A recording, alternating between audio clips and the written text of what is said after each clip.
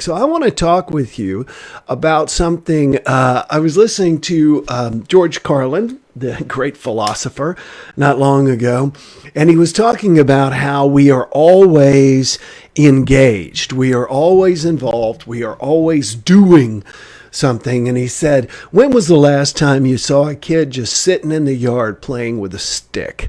Now, to be honest with you, I remember that.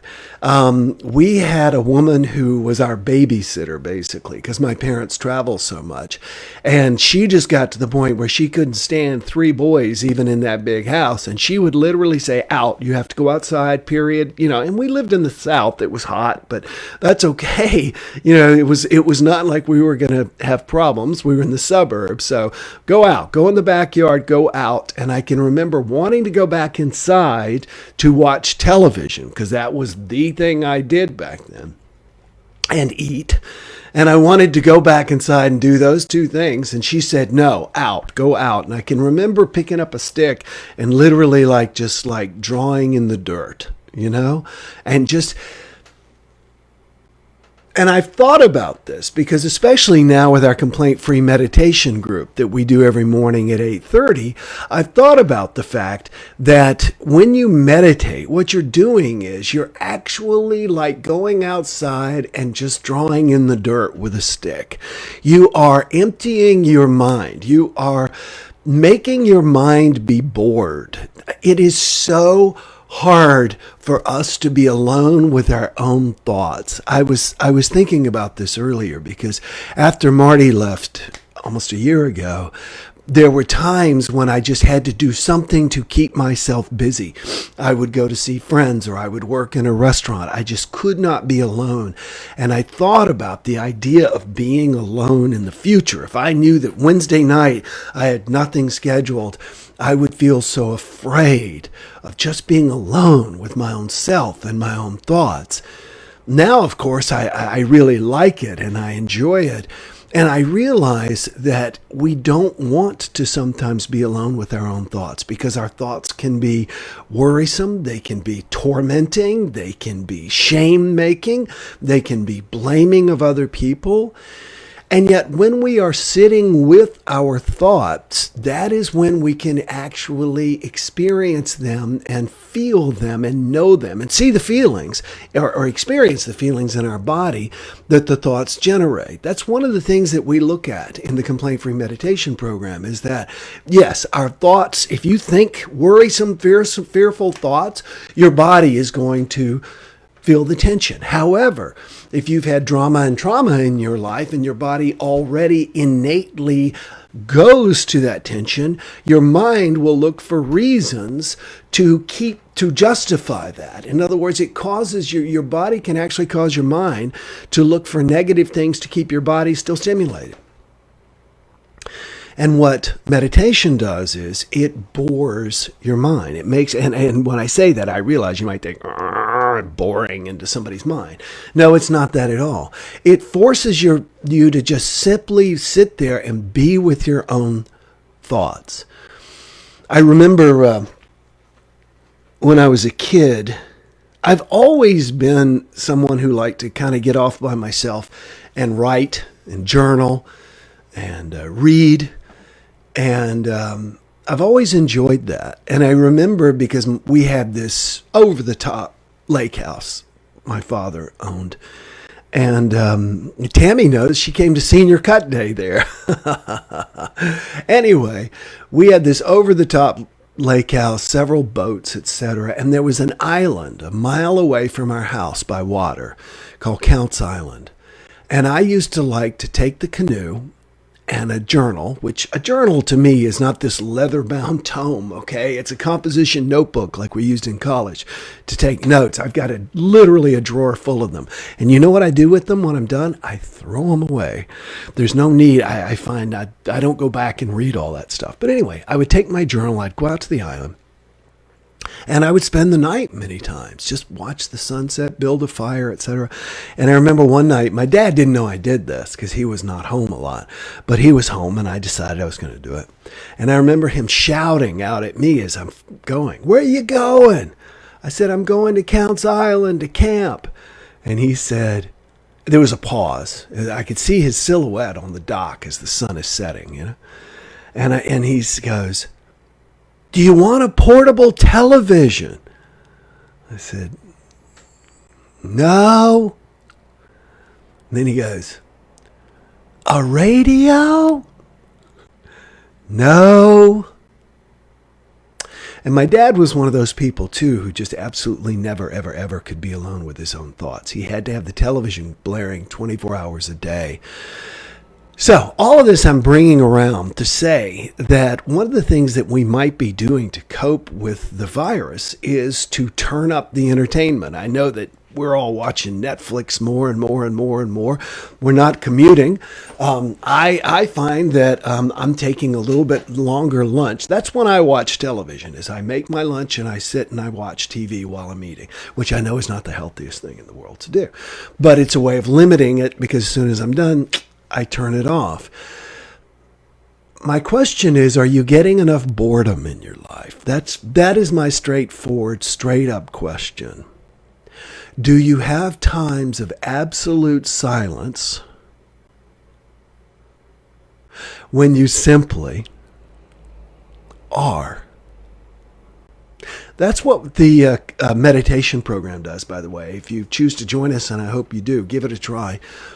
Complaint-free meditation. Just sit with us and see what it's like, and see how much pent-up anxiety is in your body. We talk about having anxious thoughts and anxiety. A lot of it is pent-up anxiety in our bodies because we simply are never quiet. One of the things that I'm working to do is on the weekends I go and I sit by the pool because it's open here where I live, and I don't take my phone. I always have a reason to take my phone. Oh, I want to finish listening to this podcast, which is going to help me with my daily JumpStarts, or I'm going to listen to a song, or I'm going to call my daughter, or something like that. And it's always a reason.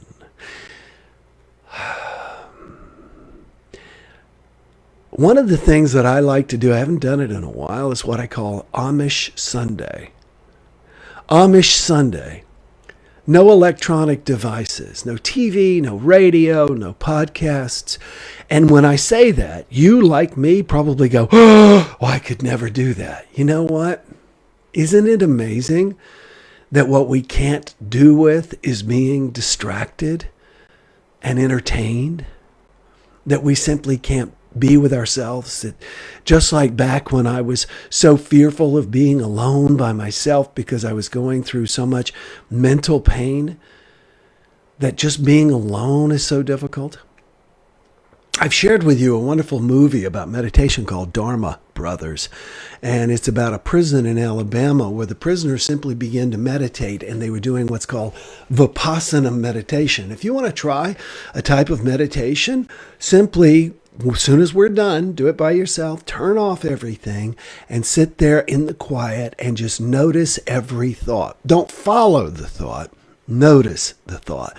There's a difference between noticing a little fire popping up or a spark and running over and adding timber to it and adding kindling to it to make it burn. That's what we tend to do. Vipassana meditation is you simply sit there and you allow yourself to notice your own thoughts for a long period of time. When we meditate, it usually takes 10 minutes. I was explaining this during yesterday's meditation. It takes 10 minutes to get the body and the mind to shut up and be still long enough for us to truly get the benefits. So, my question for you is, are you aware of how much you're just taking in rather than being still? The actress Rebecca de Mornay was talking about her journey into meditation and starting to meditate. And she said that one of the best pieces of advice she ever got was, don't just do something, sit there. Don't just do something, sit there. It's amazing how often when I've got an issue, something I'm trying to fix, like a software problem or a business thing I'm trying to figure out or a scheduling conflict, trying to arrange being almost in two cities at the same time to deliver speeches and all this kind of stuff. And I've got all these things and I jump in working on them without giving myself time to ponder and think about them. That's why I like getting up so early in the morning. I'm usually up by about 5:15. By 6 o'clock, I'm sitting there waiting, literally staring where the sun is supposed to come up. And I have my journal. And you know what?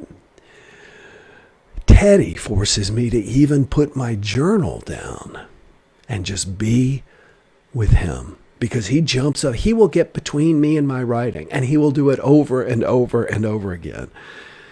If I pick up a book, he gets between me and the book. So he forces me to take about 15, 20 minutes to just be with him before I even begin to read. One of the things that I like about my iPhone is that every Sunday morning it tells me how much time I spent staring at that screen.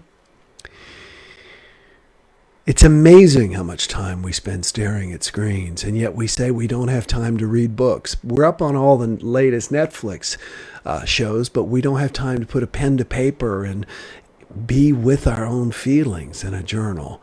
I want to invite you to consider all of those things, not to shame you. I just want you to know how much richer your life would be if occasionally you just sat around and did nothing.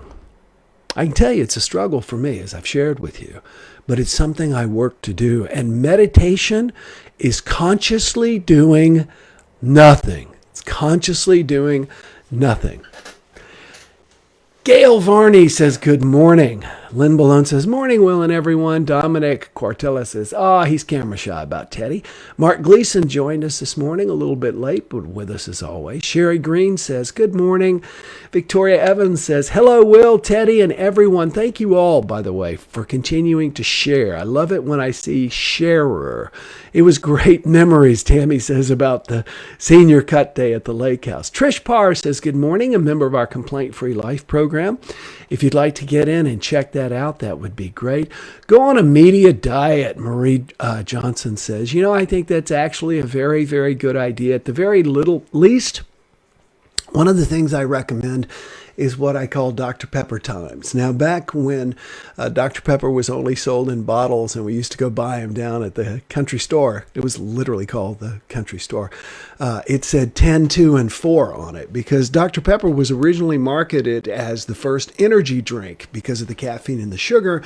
You were supposed to drink one at 10 a.m., 2 p.m., and 4 p.m. That way to keep yourself basically caffeinated and never have any lulls in your day. So what I do is 10, 2, and 4. I can check the media or I can check my emails, whatever, at 10, 2, and 4, not whenever I feel like it, because heaven help me, that is often. I have a rough time only doing one thing, says Patty Gay Young. I understand that. I do. And sometimes it is that focus and my question, I guess, would be to you, do you meditate and do you do so on a regular basis? Because one of the benefits people find from daily meditation is that they get to focus easier and for longer periods of time. Hold on just a moment. Linda says, that is so true, Cynthia. I feel guilty when I am just sitting. Keep thinking of things I need to do. Michael says, thank you. Let me touch on that really quickly. Because the dominant thoughts in my mind tend to be, I am behind and whatever I'm doing, I should be doing something else. I'm behind wherever I am, whatever I'm doing. And whatever I'm doing, I should be doing something else. Unless I meditate on a daily basis. If I meditate on a daily basis, then that feeling of anxiety, of gotta go, gotta do, goes away, and I'm able to just focus and be comfortable, and to realize that there is no there. I'm never going to get it all done, as Gertrude Stein said. So, I see Bill Hammond joined, but it's time for us to say goodbye. Yes, that's why I love the complaint-free meditation. I love it. Thank you, Cynthia. And I'd love for those of you, I know that Tammy was with us yesterday, share your feelings in this thread about what you feel about doing our complaint-free meditation program so that everyone can see. And I'm going to say goodbye because it's 8:20. At 8:30, we begin the complaint-free meditation. And today I am not 100% sure what it is that we're going to meditate about. I know I've got it worked out, but sometimes I have trouble. I can do it when I'm doing it, but sometimes remembering is a bit of a challenge. Anyway, nonetheless, if you would like to invest 20 minutes in feeling great for the rest of the day, give it a try. Complaintfreemeditation.com. You get a 30-day free trial. Everybody, thanks so much for sharing this message, and I look forward to seeing you again tomorrow morning at 8 a.m. Eastern Time. Remember, you are blessed and you are a blessing. Enjoy today. I love you all. Bye-bye. No more complaining people, their lives are changing.